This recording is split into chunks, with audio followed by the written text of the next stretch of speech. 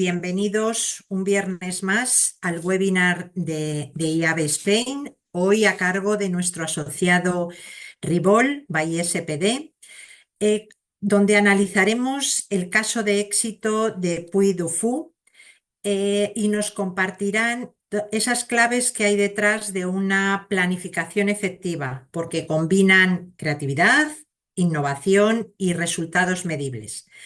Para ello contamos con la participación de Álvaro Moreno, que es director de Marketing Comercial y Comunicación en Puy du Fou, y con Eduardo Vázquez, que es el Country Manager de Ribol by SPD. Bienvenidos a los dos y un placer contar con vosotros en la jornada de hoy.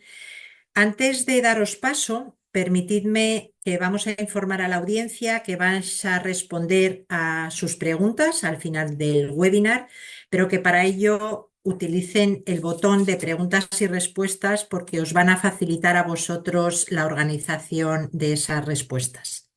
Y ahora ya sí, sin más dilación y no sin antes agradeceros la colaboración en el webinar de hoy, os doy paso. Adelante, Álvaro, todo vuestro.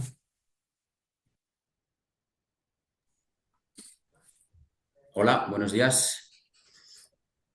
¿Qué tal, Belén? Muchas gracias por la introducción y muchas gracias a la IAB por darnos la oportunidad, a Eduardo y a mí, te saludo desde aquí, Eduardo, de tener estos minutos con vosotros para explicaros y daros algunas pinceladas de cuál ha sido la evolución que ha tenido la estrategia de medios y la marca Puy du Fou a lo largo de los últimos tiempos, iba a decir últimos años, no es así. Esta marca es especialmente joven y hablar de muchos años sería demasiado presuntuoso y aquí nos vamos a centrar en el cambio que hemos tenido en el último año y medio aproximadamente. Para tratar de resumir lo que sinceramente es un caso de éxito, vamos a ir dibujando determinada información a lo largo de estos 5 puntos. El último esperamos que sea el más animado y que forme parte de lo que es este tipo de conferencias y es la participación mutua entre vosotros y nosotros. Os voy a tratar de contextualizar qué es Puy du Fou, cuáles son los retos a los que nos vimos enfrentados hace apenas un ratito, a principios del 2024. Después Eduardo desarrollará con mayor nivel de detalle cuáles son las acciones y la estrategia de medios que implantamos durante estos últimos 365 días y cuáles son los resultados que obtuvimos después de este periodo, ¿no? No os veo, no sé cuántos de vosotros conocéis Puy du Fou, pero os puedo asegurar que poniendo ya en perspectiva lo que es la marca, me puedo apostar gran parte de mi patrimonio, que no es mucho, a que gran parte de los que me estáis escuchando no habéis venido a Puy du Fou. Seguramente un porcentaje mayor habéis escuchado algo de Puy du Fou y eso que habéis escuchado de Puy du Fou seguro que es atractivo, que es interesante y que os provoca al menos estar aquí conectados, ¿no? Como antes ha comentado Belén, yo soy el director de una serie de departamentos dentro de la compañía y digo una serie porque son varios, el departamento de marketing que posiblemente sea el que tenga más peso en esta presentación, junto con el de comunicación y las áreas comerciales me permiten tener una perspectiva muy interesante y una capacidad de influencia respecto a otras áreas de la compañía, que es una compañía especialmente basada en ritos, en rituales. Por ejemplo, uno de los más interesantes, y aunque parezca broma, es que yo no soy un director de un departamento, sino un director de un tercio. Y eso me gustaría poco significarlo porque, como veréis al final, hay una parte de la esencia de la marca que es constitutiva del éxito de la misma, ¿no? Y dentro de esa esencia me gustaría destacar que esta compañía tiene un verdadero propósito. Os voy a explicar con pocas palabras lo que puedo llegar a decir de Puy du Fou, pero una de las primeras cosas es que esta compañía sí tiene un propósito. Yo he estado seguro que igual que muchos de vosotros, en muchas compañías echando mucho tiempo detrás de esa palabra, del concepto de propósito de marca. Aquí, si tenéis la oportunidad algún día de venir a visitarme, estaré encantado de abriros las puertas. No lo vais a ver escrito en ningún sitio, pero lo vais a notar, o al menos nosotros lo notamos desde el principio, ¿no?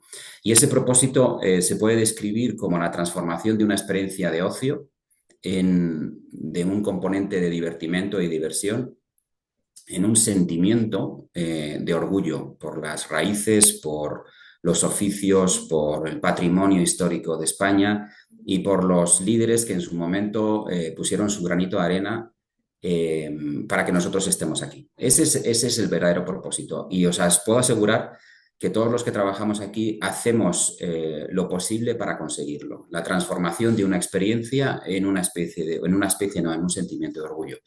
El parque aquí en España lleva muy poco tiempo, lleva desde el 2019, se asentó aquí y empezó a abrir sus puertas a través del Sueño de Toledo y después de la Dana y de Filomena, es decir, después de un periodo muy duro, se lanzó el parque.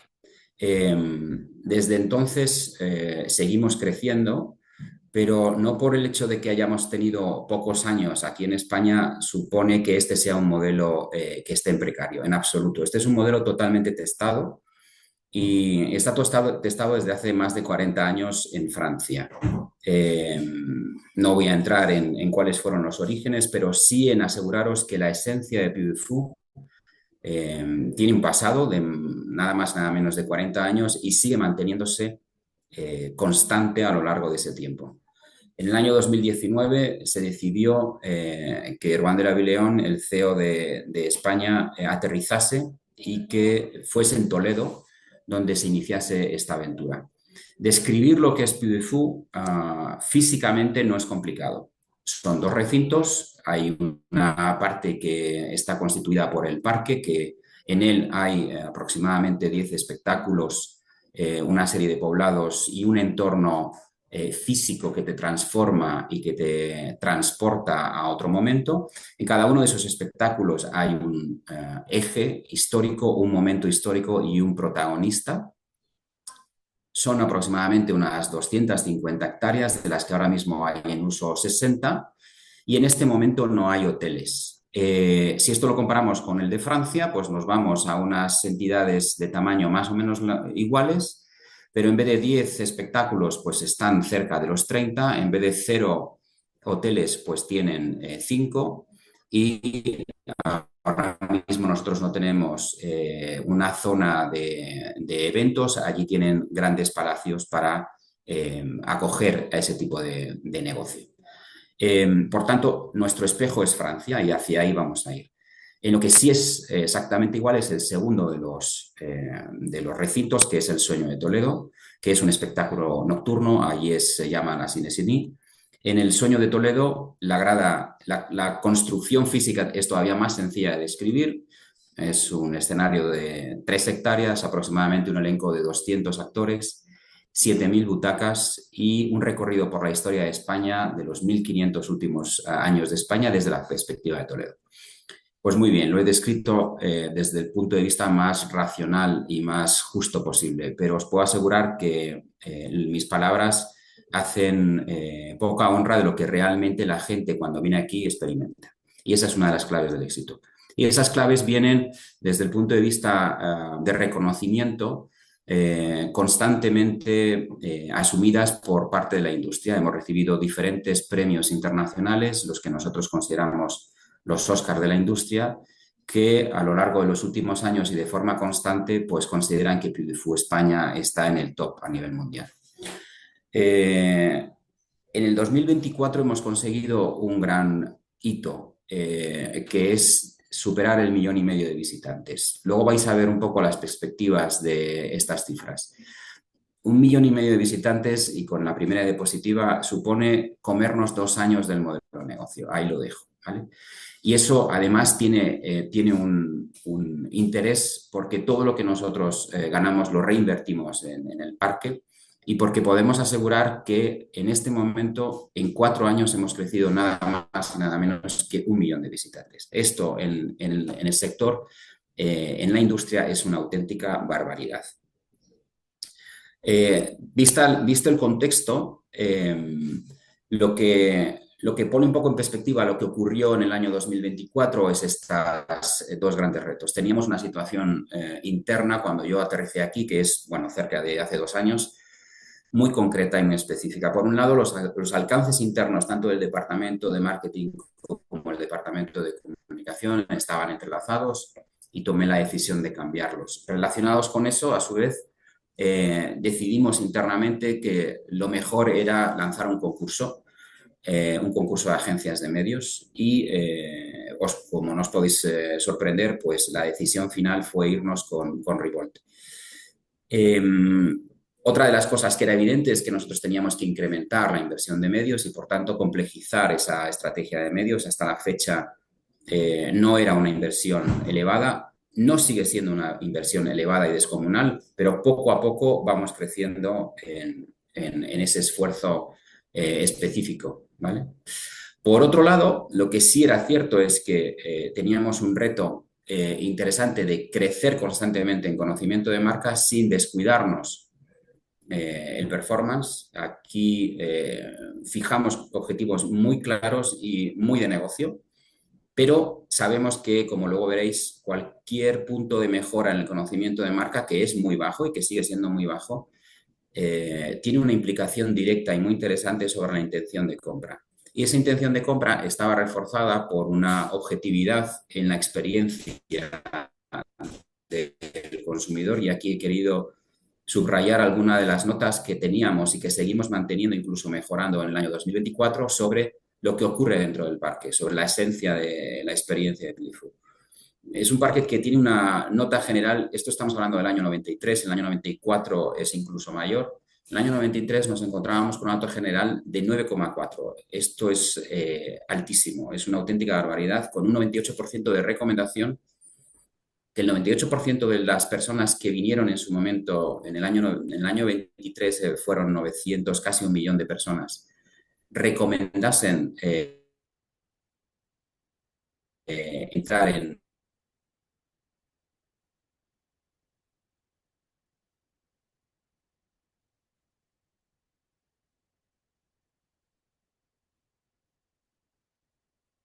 de esa pequeña caída. Ojo, muy interesante, pero pequeña caída es que una vez que entras en Pewdiepie, tú has visto ya Pewdiepie y lo lógico es que no vuelvas al cabo de los días. Este no es un producto de repetición constante.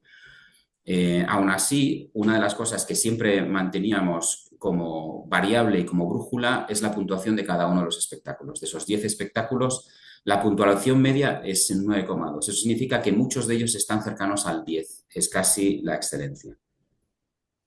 Ese es el gran contexto y los retos a los que nos enfrentábamos cuando tomamos la decisión de ir de la mano, tanto Revolt como nosotros. Tenían una dualidad que es la misma que hemos visto antes.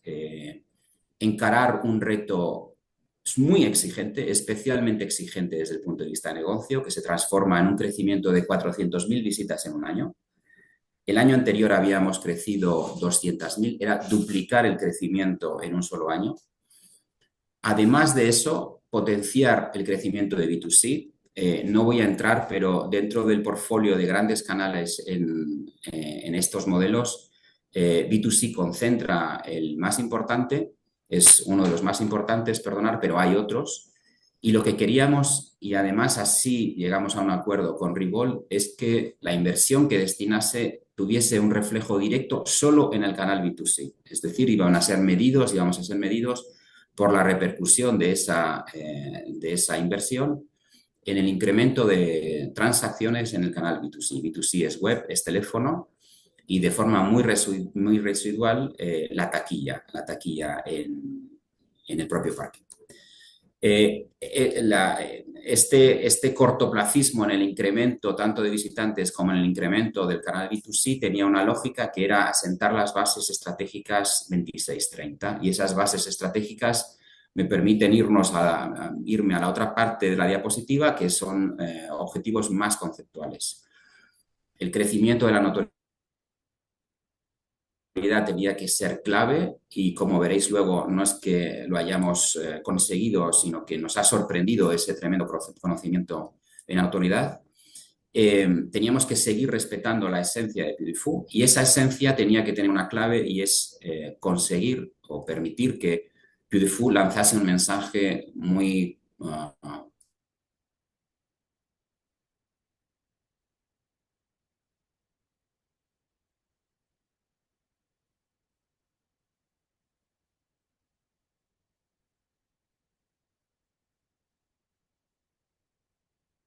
que una impresión positiva. Quien ha venido aquí recomienda la asistencia y recomienda la experiencia después de pasar por Beautiful. Estos eran los grandes objetivos y de la mano de Revolve nos pusimos a por ellos en la marcha de conseguirlos pues el día 1 de enero del 2024 y aquí Eduardo va a daros unas pequeñas pinceladas de cómo hemos trabajado y posteriormente de cuáles fueron efectivamente los resultados que hemos conseguido. Pues muchas gracias, Álvaro. Como dice Álvaro, empezamos a trabajar juntos el 1 de enero del 24 y empezamos a preparar una estrategia para acometer todos estos retos en este contexto.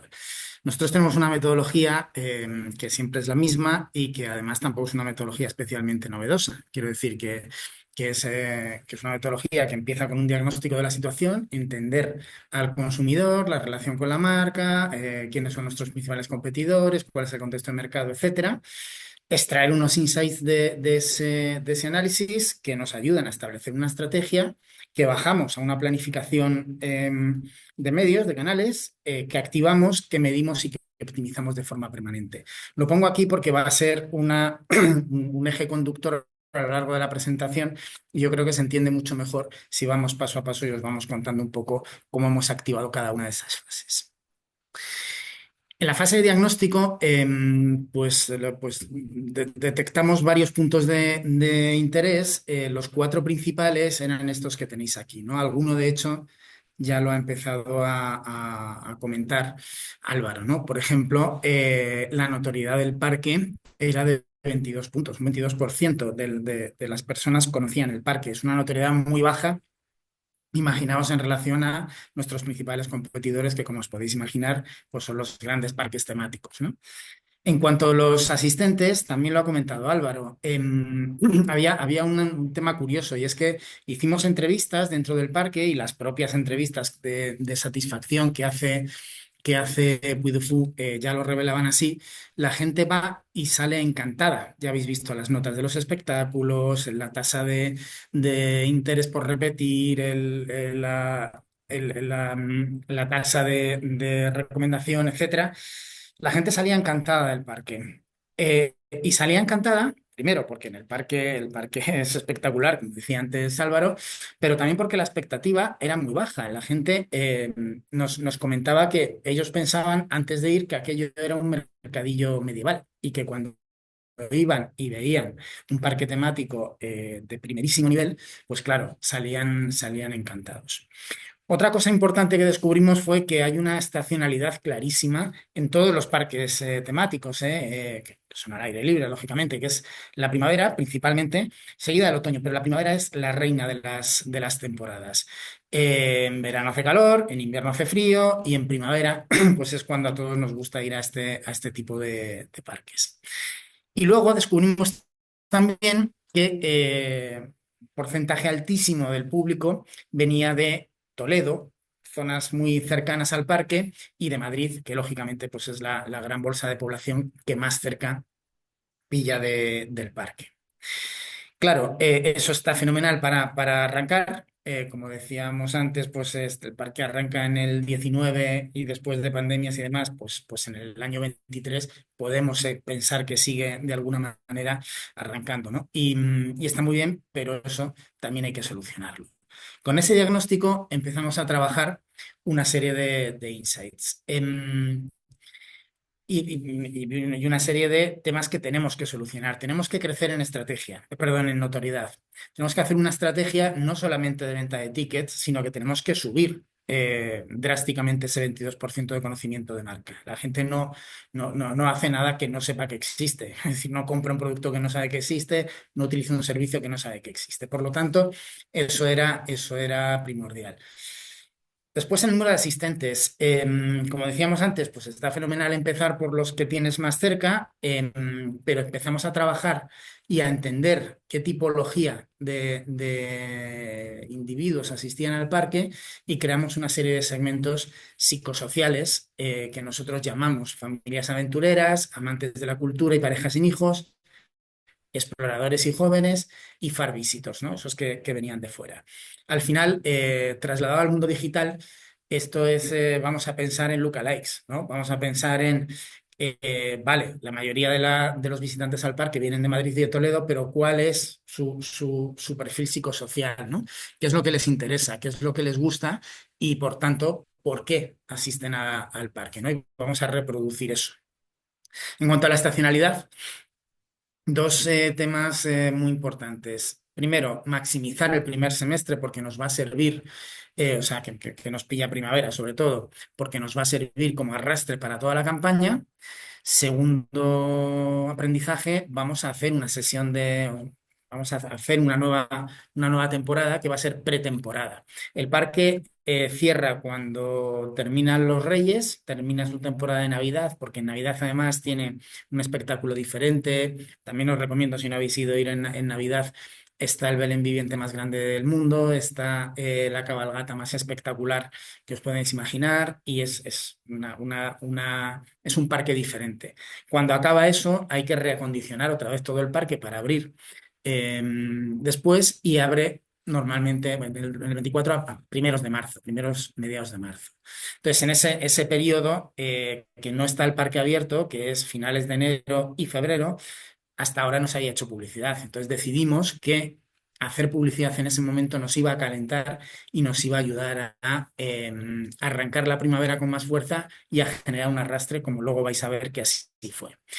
En cuanto a las zonas de interés, pues lo que descubrimos es que venía pocas personas al parque fuera de Madrid y Toledo, pero que las que venían seguían un patrón también, y es que estaban en corredores que normalmente tienen que ver con la accesibilidad a Toledo y o a Madrid, ¿no? Pues corredores como Andalucía, como pues Valladolid y la zona de Castilla-León y Valencia, que están muy bien comunicados por AVE con Madrid y que permiten pues, pasar un fin de semana en Madrid y hacer un plan como el de Puy de Fou. Vale, pues dijimos, pues vamos a empezar a probar esos corredores, a ver si incentivando la inversión en esas zonas conseguimos más tracción. Y lo hicimos empezando por Valencia. En el 2024 abrimos Valencia pensando en si funciona Valencia, en años posteriores abriremos nuevos corredores. La planificación, la tercera fase de la estrategia que decíamos. Ya hemos ido diciendo cosas que aparecen aquí. Tres cosas, tres cosas importantes. Primero, tenemos que trabajar con medios y con canales en la parte de arriba del funnel, la parte central y la parte del bottom funnel. ¿Vale? Y si veis además, a la derecha tenéis en vertical cuáles son los totales de inversión. Nosotros invertimos el 46% del total año en aquellos medios y canales que más trabajan la parte de arriba del funnel y solo el 30% en aquellos que son puro de performance. Pero si os vais y lo leéis en horizontal y veis que, por ejemplo, en el top funnel veis que empezamos con un 56% de inversión en branding, vamos a llamar, con la preapertura, un 51% con la primavera, pero luego bajamos drásticamente y lo que hacemos es invertir menos según va avanzando el año en marca e invertir más. Si os fijáis en el cuadrante de abajo, en la parte de bottom funnel de intención de compra, empezamos haciendo un 14% de la inversión en la temporada de preapertura en puro performance y fuimos avanzando hasta hablar pues de cifras mucho mayores, ¿no? Al final, mirándolo en horizontal o en vertical, la cosa es: vamos a trabajar las tres fases del funnel, vamos a fasearlas a lo largo de todo el año para que cada vez más estemos trabajando el performance, pero trabajemos mucho el branding desde el principio. Una vez que definimos que esa es nuestra estrategia, digamos, de estacionalidad, lo que hay que definir cuál es el mix de medios, ¿vale? Y para entender cuál es el mix de medios, lo que hicimos fue un marketing mix model, un media mix model, ¿no? Y entender cuál es la contribución de los diferentes medios. Lo primero que vimos es el gráfico de abajo a la derecha, y es que cuando analizamos cuáles son las ventas base que llamamos frente a las incrementales generadas por publicidad, las ventas base, es decir, aquellas que tendríamos aunque no hiciésemos publicidad, suponían un 34% de las entradas y las incrementales suponían un 66%. ¿Vale? La venta base es muy alta, también porque la base sobre la que trabaja pues no es tan grande y y se irá acrecentando según vayamos generando más conocimiento de marca y cada vez más necesitaremos menos publicidad. Y en el gráfico de arriba lo que vemos es cuál es el mix de medios óptimo, entendiendo cómo han ido funcionando las campañas que a lo largo de los últimos 2-3 años, si no recuerdo mal, básicamente 22-23, habían ido activando en el parque, ¿no? En 2 años, bueno, pues es cantidad suficiente de datos como para establecer correlaciones y para entender que el modelo econométrico nos va a dar datos que tengan sentido. Si veis el R cuadrado a la izquierda, arriba a la izquierda, pues es del 91%, o sea que parece que el modelo ajusta razonablemente bien y eso nos da un media mix óptimo que es el que veis en la tarta de arriba a la derecha, ¿vale?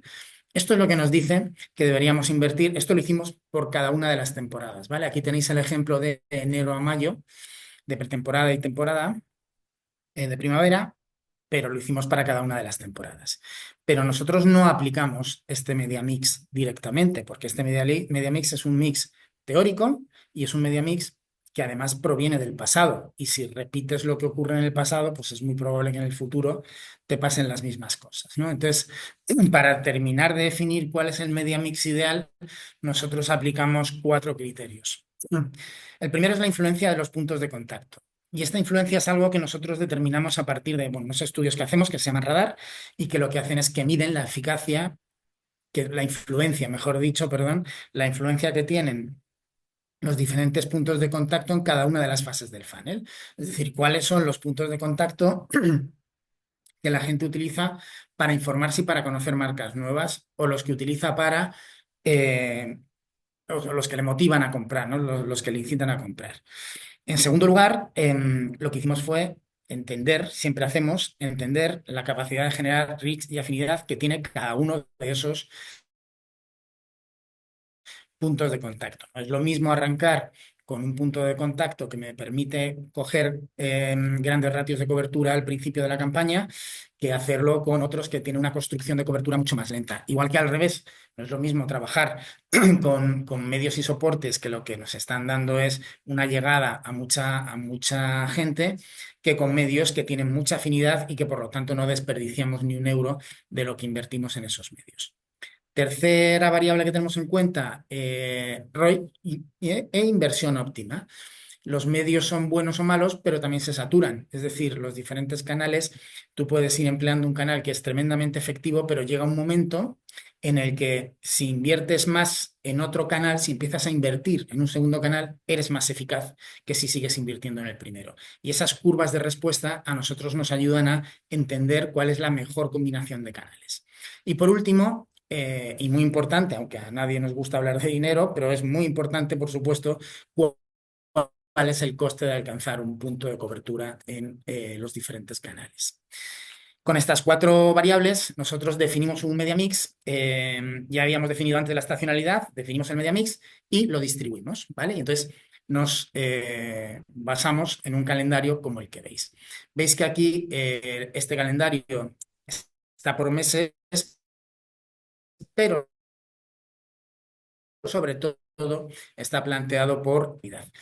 Y tenemos una serie de canales que suponen el 54% de la inversión publicitaria que van a estar de forma permanente a lo largo de todo el año, que normalmente son canales digitales y que normalmente son canales más de venta, y luego tenemos un 46% de la inversión total que, bueno, de canales que van entrando y saliendo, pero que nos ayudan a pues, generar más cobertura, a veces a reforzar las ventas, a veces a transmitir un mensaje determinado, etcétera, etcétera. Con esta distribución de medios temporal y por canales, establecemos lo que llamamos un marco de medición. Todo eso se tiene que ver todos los resultados que se van generando en nuestra campaña se tienen que ir viendo en un dashboard.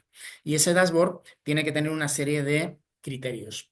Y los criterios son básicamente 2. Primero, siempre vamos a medir diferentes objetivos de marketing que estén en diferentes fases del funnel. Vamos a medir objetivos de marketing de awareness, de consideración y de negocio.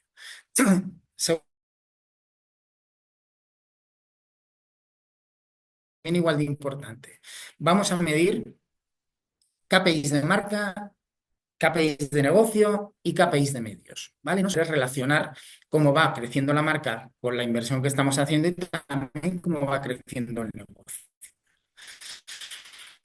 Y además, no solamente eso, sino que vamos a medir muchas más métricas para que hacéis ahí pues una colección de las que utilizamos.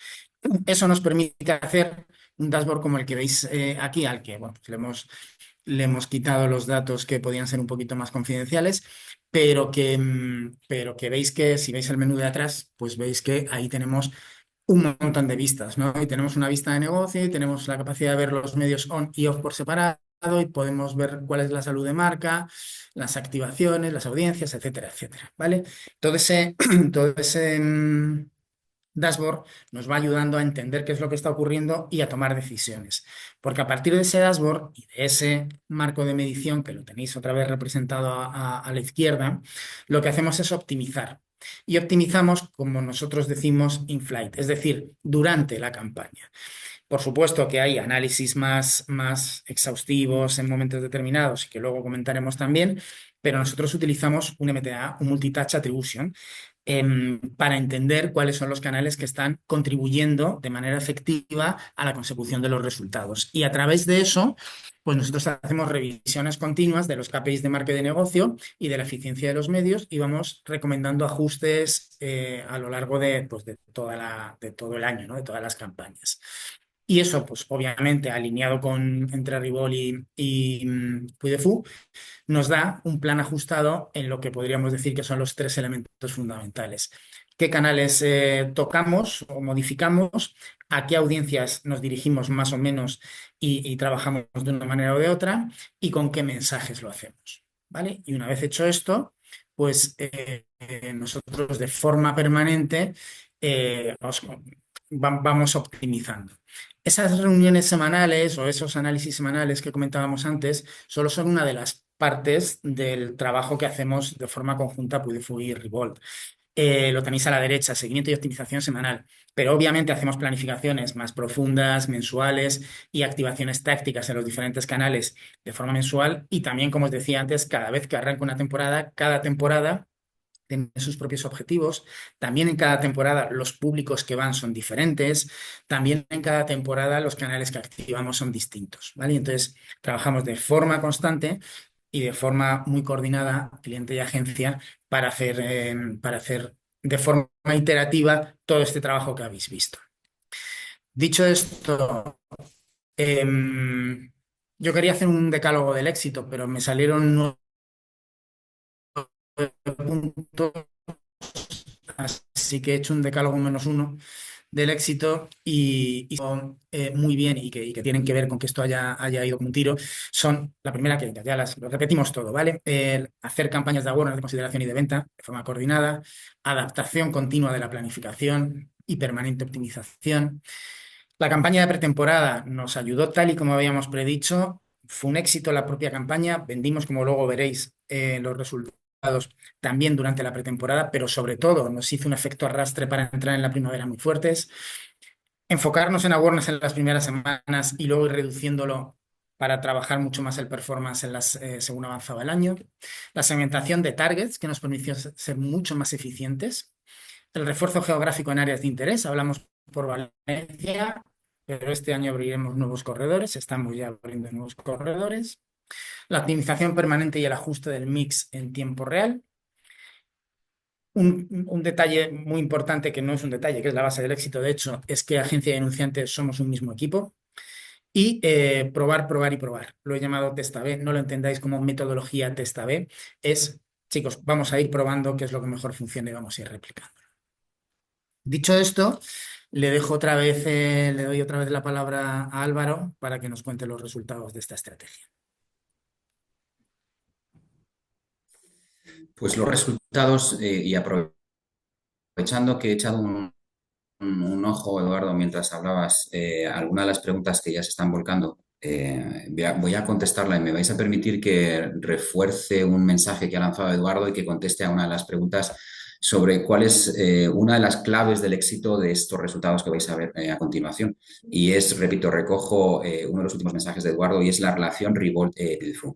Y es especialmente importante que creo que todos los que me estáis escuchando de alguna forma o trabajáis o vais a trabajar en este sector, el mundo de las agencias y los anunciantes es un mundo especial. Las relaciones entre ambos son relaciones especiales. Tanto Rigol, tanto Eduardo como yo tenemos experiencia en lo que estamos diciendo, en ese componente tan específico que debe tener un cliente con una agencia para que sea clave del éxito. Y esa fue una de las variables que en la toma de la decisión del concurso que os comentábamos antes fue fundamental. Ribol es parte de Beautiful y Beautiful ha abierto las puertas de par en par a Ribol. Esto, ¿cómo se baja? Oye, Álvaro, ¿nos estás contando una quimera o cómo se baja? Pues os aseguro que se baja bajo dos prismas muy claros. Y con la negociación que se puso encima de la mesa y que fue aprobada por ambas partes es totalmente distinta a la que normalmente tiene una agencia y un cliente. La agencia es parte de Beautiful porque sus honorarios están íntimamente relacionados con los resultados, exigentes resultados que pusimos encima de la mesa. Y la otra es que nosotros tenemos absoluta confianza, abrimos las puertas a todos aquellos que consideramos parte de Beautiful. La información, que es otra clave del éxito, es totalmente transparente. Ribol tiene acceso a toda la información que en un momento determinado puede llegar a requerir. Y eso son dos de las claves cuantitativas que forman parte de esa pócima mágica, ¿no?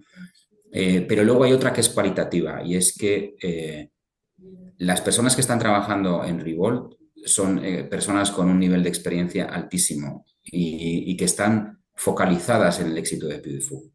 Que es una marca emergente que está empezando a tocar las puertas de muchos edificios, que está empezando a hacer mucho ruido, pero que desde el punto de vista de la inversión no es un gran monstruo, no es un gran monstruo. El hecho de que Eduardo y su equipo con un nivel de experiencia tan elevada hayan cogido este proyecto como propio y como único es fundamental. Y eso, sinceramente, pues es de agradecer y normalmente no ocurre en el día a día. Los resultados que hemos obtenido a lo largo de este 24, a mí por un lado me genera una sensación de orgullo porque todos los que trabajamos aquí podemos llegar a decir, y eso se lo he dicho a mi equipo, podemos llegar a decir que hemos formado parte de este crecimiento. Es decir, hemos puesto una pequeña piedra en que efectivamente podamos haber comido 2 años en el modelo de negocio. Y eso es así. El 30% de crecimiento en B2C es una auténtica barbaridad. El objetivo era un 25% y ese 25% era una auténtica barbaridad. Eduardo, ¿recuerdas cuando empezamos a hablar de estos datos, cuando los bajamos a principios de año y decíamos, bueno, tenemos que ser exigentes, pero sabemos que es muy complicado? Transformar ese 25%, llegar a ese 25% era una auténtica locura al principio de enero del 24, lo hemos superado y hemos llegado a un 30%. Estamos hablando de B2C. Si me remonto al volumen total de tickets por los otros 2 canales, ese 30% se acerca a un 35%. ¿Vale? Nosotros hemos pasado en un año, como os he comentado antes, de incrementar 400.000 visitantes en Beautiful. Eso es una auténtica locura. Eso es el primero de los ratios. El segundo es lo relacionado con la notoriedad. Bueno, miento. El segundo es el tráfico en el canal, en uno de los canales más importantes, que es el canal web. El 26% fue el crecimiento que tuvimos versus el 2023, cuando además tuvimos el arrojo de casi en medio, al principio de la campaña más importante en primavera, cambiar el túnel de venta. Lo hicimos todavía más complicado. El túnel anterior funcionaba muy bien, tomamos la decisión estratégica de cambiarlo y de cambiarlo cuando el coche ya estaba en marcha, cuando la autopista estaba abierta y cuando no podíamos cometer ningún riesgo, ningún error. Fueron días complicados, fueron momentos complicados, pero al final el resultado a lo largo del año pues, ha sido también increíble. Comentábamos esta es una de las claves de la estrategia y es dónde vamos, como ha comentado Eduardo, qué hacemos, la consolidación de nuestros generadores de tráfico seguirá continuando, seguirá siendo constante a lo largo de los años. Madrid-Toledo es lo que se llama internamente ISO 90, aquellas zonas con un desplazamiento de menos de 90 minutos al parque, a Toledo, siguen siendo nuestros grandes graneros, pero con una perspectiva de conseguir en los próximos años crecer a 2 millones de visitantes, tendríamos que ir a conquistar nuevas zonas. Decidimos Valencia por distintos motivos, muchos de ellos basados en la información interna que teníamos, pero era un riesgo. ¿Qué hacer en Valencia? ¿Cómo repartir ese presupuesto? ¿Cuándo hacerlo? ¿Con qué producto? ¿Con qué antelación?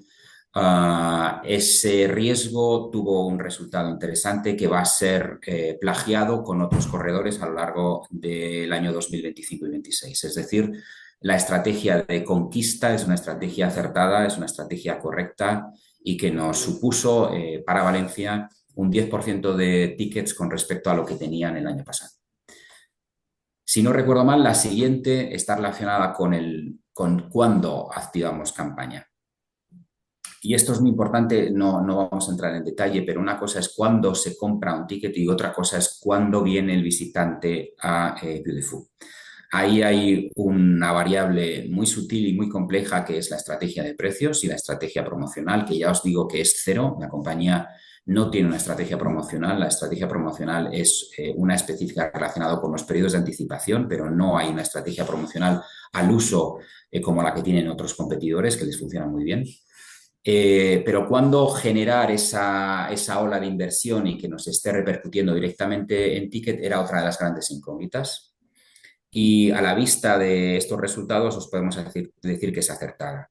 Iniciamos antes, invertimos con un foco más en notoriedad, generamos un volumen de tickets, de compra de tickets escandalosamente superior a la que teníamos el año pasado, lo que nos permitió asegurarnos el gran territorio, la gran temporada para Beautiful, que es primavera.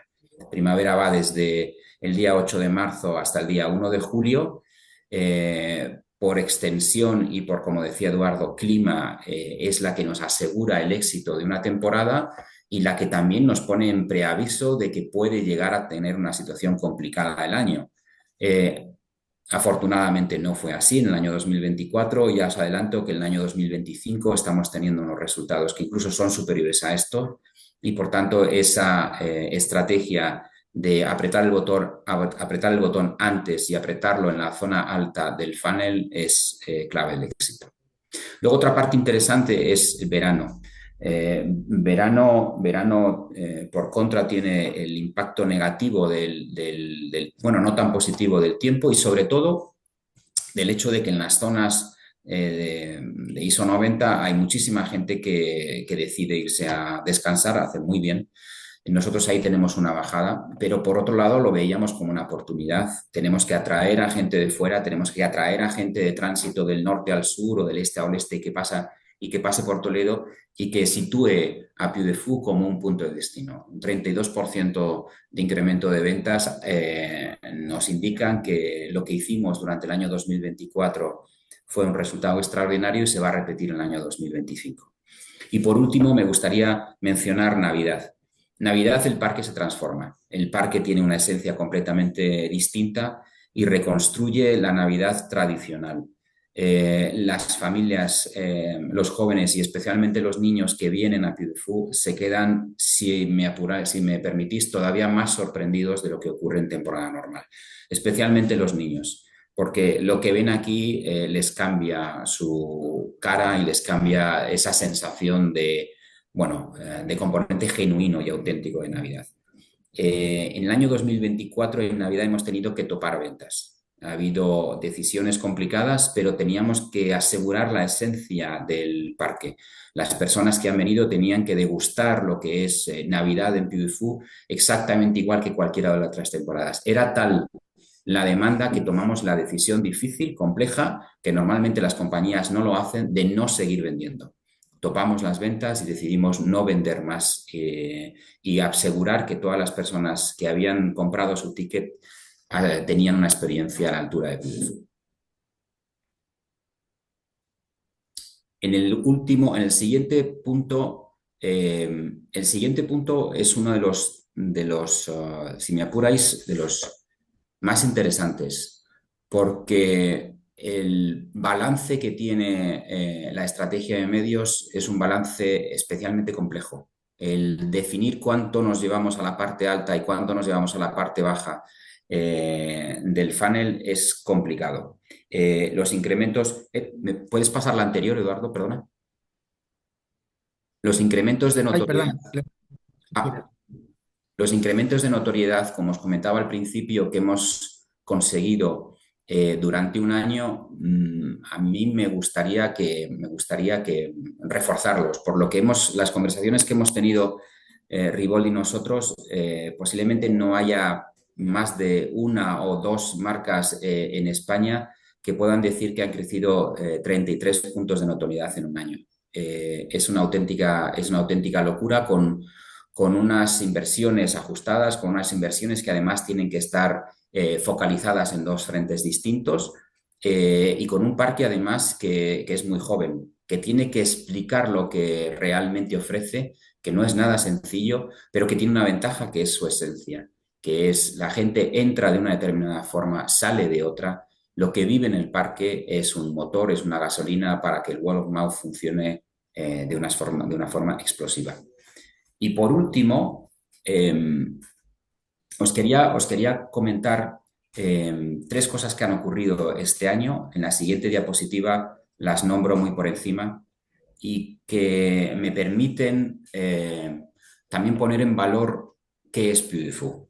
Si veis ahí, lo que digo es, en marzo conseguimos el premio de la IAPA, uno de los premios o el premio más reconocido de la industria. Se consideró a uno de nuestros espectáculos a pluma y espada como el mejor espectáculo del año. Como os he comentado, a finales de este año tuvimos la maravillosa sorpresa de estar en 1,5 millones de visitantes, un 33% más que en el 24. Y también reconocimiento que, aunque fue en el febrero del 25, está relacionado con el 24, la medalla de oro de Toledo. Bueno, ¿qué significan estas tres cosas para nosotros? Pues la primera es que la parte técnica y artística está al servicio del espectáculo, de la experiencia. Nosotros no somos un parque de atracciones, nosotros somos un parque de espectáculo y tenemos el foco en el cliente, en el visitante. Todo lo que ocurre en el parque, desde el primer paso que tiene el visitante hasta el último, trata de estar cuidado al mayor nivel de detalle.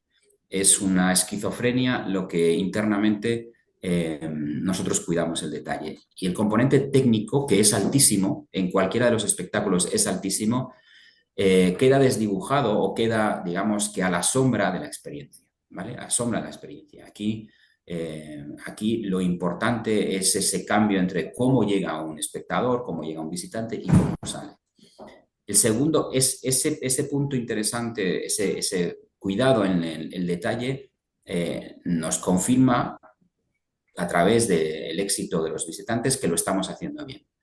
Que la gente venga a Toledo, que la gente venga a un lugar perdido pero majestuoso para disfrutar de lo que ocurre aquí, demuestra que el producto es clave, que en cualquier marca la esencia es el producto, en este caso es el servicio, pero es clave, es fundamental. No es tanto la localización al final no es más que una excusa. Si tú no tienes un gran producto, posiblemente necesites una gran localización. Toledo es una ciudad majestuosa, pero está a 1 hora de Madrid. Mucha gente me pregunta, ¿por qué no fuisteis a Madrid? Pues tiene relación con la esencia del producto y con lo siguiente, que es nosotros formamos parte de la cultura, queremos formar parte de la cultura. El reconocimiento de ese premio de la Medalla de Oro de Toledo que recibimos del Ayuntamiento de manos del alcalde en febrero del 25 demuestra que estamos en ese camino, de formar parte de la cultura, de las raíces, de las tradiciones, de la esencia de nuestro país. Y en este caso, de aportar nuestro granito de arena a esta maravillosa ciudad que es Toledo. Estas son 3 claves que son base del éxito de Puy du Fou a lo largo del año 2024. Y con esto creo que tal vez nos hayamos extendido un poco y si os parece, pues empezamos a contestar alguna de las preguntas de forma rápida. No sé si nos quedan 5 o 10 minutos. Leo alguna que estoy recibiendo. Dice Sandra, ¿cómo imagináis la evolución de la estrategia de Puy du Fou y las claves para la repetición de los visitantes? Pues me parece una muy buena pregunta y voy a empezar por la segunda de las claves, que es la de la repetición. Nosotros, números redondos, el 80% de los visitantes en el año 2024 vinieron por primera vez, declaran haber venido por primera vez a Puy du Fou. Aproximadamente el 20% declaran haber venido varias veces y en un porcentaje menor varias veces a lo largo de ese mismo año. ¿Cuáles son las claves de la repetición y cuál es la evolución estratégica de Puy du Fou? La generación de nuevo contenido. Cada año Puy du Fou crece. Este año, en marzo, a la vuelta de la esquina, vamos a incrementar el número de grandes espectáculos con uno nuevo y vamos a completar la experiencia de un día y vamos a seguir poniendo una piedra en ese proceso de convertir este parque en un parque de excursión a un parque de destino. La gente tendrá la posibilidad de estar ya más de un día en Puy du Fou viendo cada uno de los 10 espectáculos que forman parte del parque. Por tanto, la generación de contenido constante, es decir, de nuevos espectáculos y de nuevas actividades, antes hablábamos de lo que ocurre en Puy du Fou, Francia, con hoteles, con palacios del Congreso, es base fundamental de la estrategia de Puy du Fou. Por tanto, estas 200 hectáreas de la finca versus las aproximadamente 80 que tenemos de uso, pues cada vez irán reduciéndose y tendremos en uso muchas más de las que en este momento tenemos. Sonia dice, muy interesante, gracias, lo conozco de oídas, me alegro, pero no he oído. Sonia, formas parte de la población genérica de España. Dice, me ha dicho que está muy masificado de familias y más dirigido a ellas. ¿Por qué se ha elegido esa localización? Aunque sé que es difícil y no habitual, ¿se valora en un futuro hacerlo en otra localización para cubrir más territorio? Pues, Sonia,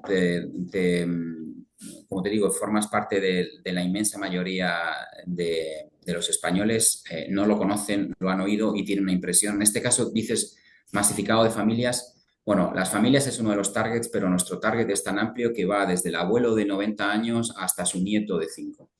Y es así, ocurre constantemente. Las familias que vienen son familias constantes, son familias completas, desde los más mayores hasta los más pequeños.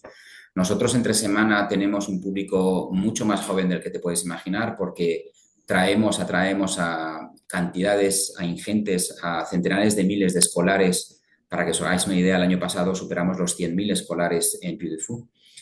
Durante la noche, el Sueño de Toledo tiene un target mucho más joven, lógico, porque es un target que puede llegar a estar acostumbrado a acostarse un poco más tarde y que le apetece un espectáculo mucho más concreto. Y las familias es un target homogéneo a lo largo de todos los días y en cualquiera de las dos entidades, ¿no? Tanto el parque como el Sueño de Toledo. Yo no lo catalogaría como masificado, no es así. Seguimos cuidando el detalle y seguimos cuidando la experiencia. Y respecto a tu pregunta de por qué se ha elegido esa localización, creo que lo he contestado. La esencia de Puy du Fou es la transformación de una experiencia en un sentimiento de orgullo relacionado con la historia de nuestro país y Toledo es un ejemplo claro de un patrimonio histórico a nivel mundial y no nos parecía mejor lugar que Toledo para poner la primera de las banderas fuera de Francia. Si se ha valorado en un futuro hacerlo en otras localizaciones, en España a día de hoy no. A día de hoy no y sinceramente no parece que sea esa la estrategia de la compañía. Sí, en otros países, eso sí es así. Ha habido otros países que se han mostrado muy interesados en tener un Beautiful, porque como os he comentado al principio, es un modelo de éxito totalmente testado y es un modelo totalmente disruptivo y que cambia un poco la experiencia de los grandes parques. Sandra pregunta, en términos de medios, ¿confirmáis que las campañas de pago han sido más efectivas que las orgánicas? Pues Edu, si quieres contestar tú a esta. Vale, a ver, yo creo que es una, o sea, yo no me atrevería a decir si una ha sido más efectiva que la otra. Yo creo que hay una combinación de los dos. De hecho, el parque tiene una actividad de comunicación muy intensa y lo que hemos hecho ha sido retroalimentar uno con otro. Es decir, si teníamos un programa especial en una radio de cobertura nacional, pues eso lo metíamos dentro del plan de medios y trabajábamos para que aquello se amplificase de alguna manera. Si teníamos una campaña de paid que estaba trabajando algo en concreto, pues en las acciones de comunicación intentamos que eso se refleje también. Entonces, si me preguntas si una ha sido más efectiva que la otra, tendría que hacer un mix modeling otra vez para entender si alguna ha contribuido más que la otra. Yo creo que es una combinación de las dos las que han asegurado el éxito. También es verdad que las campañas de pago es más fácil medirlas en el sentido de que tienes una inversión y un retorno, y las orgánicas, bueno, pues están trabajando permanentemente y la inversión va por detrás, ¿no? No es una inversión asignada. Yo, dando un poco en la respuesta de Eduardo, os comento que la parte orgánica, el área de comunicación, es otra de las áreas con más actividad dentro de la compañía, que la generación de contenido y la traslación de ese contenido externo nos mejora claramente el alcance orgánico. Y que además todo eso lo hacemos bajo también la perspectiva de cualquier cosa que Pewdiepie hace tiene que tener el sello de Pewdiepie. El ejemplo que os puedo poner es lo que va a ocurrir y lo que ya está ocurriendo con una actividad que está teniendo también unos resultados muy interesantes, que es los premios de literatura y de pintura y la primera feria del libro histórico, que a lo largo de los primeros días del mes de marzo vamos a tener en Pewdiepie. Iniciamos este trabajo en el mes de noviembre del año pasado, lanzando los premios de literatura y de pintura con un objetivo que era tener aproximadamente no, tener 250 inscritos en literatura y 80 en pintura, y los inscritos en literatura se han ido a 1.500 y los de pintura a más de 250. Y los premios se van a entregar el día 8 de marzo a lo largo de otra de las activaciones, que es la Feria del Libro Histórico. Los 2 primeros fines de semana de marzo se va a poner en funcionamiento la primera Feria del Libro Histórico en España, en Pewdiepie, y eso genera un nivel de actividad orgánica altísima, que lo estamos comprobando en el volumen de transacciones que estamos teniendo para esas primeras fechas. Esther pregunta cuáles son los KPIs claves para tomar la decisión de qué medios o de qué acciones repetir y de qué acciones no repetir. Pues mira, Esther, creo que una de las cosas interesantes que se hizo en el 24 es tener claro cuál era el KPI fundamental, que era el de la transacción y el de la notoriedad. Y por tanto, una de las cosas que optamos es en generar ese modelo econométrico que nos permitiese tener un nivel de atribución claro entre las acciones de medios y el impacto directo en ventas. Por tanto, a lo largo del 24 sabemos qué y cuándo hemos hecho durante el 24, qué y cuándo hemos hecho que han repercutido directamente en un incremento en transacciones en la venta y en el llenado, que son dos cosas distintas. Y cómo optimizar el CPA ha sido una de las variables también claves que hemos ido midiendo a lo largo de este año.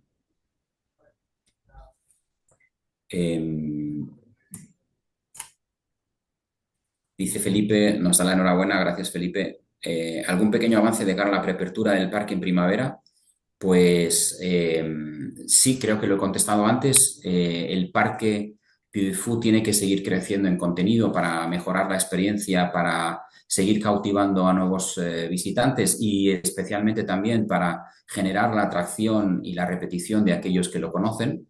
Y lo más importante este año es el lanzamiento de un nuevo espectáculo.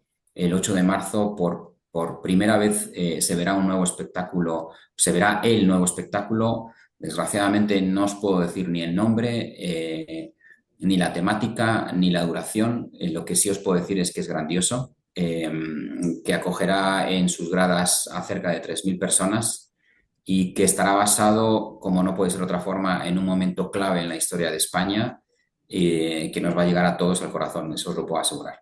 Ese es el gran avance que tenemos de cara a la temporada 25 y que es un avance no focalizado en la parte más táctica del 25, sino que es estratégica porque cada año, cada 2 años, el parque seguirá y ya tiene visos y planes de inversión para seguir incrementando el volumen de grandes espectáculos que completen la experiencia del parque.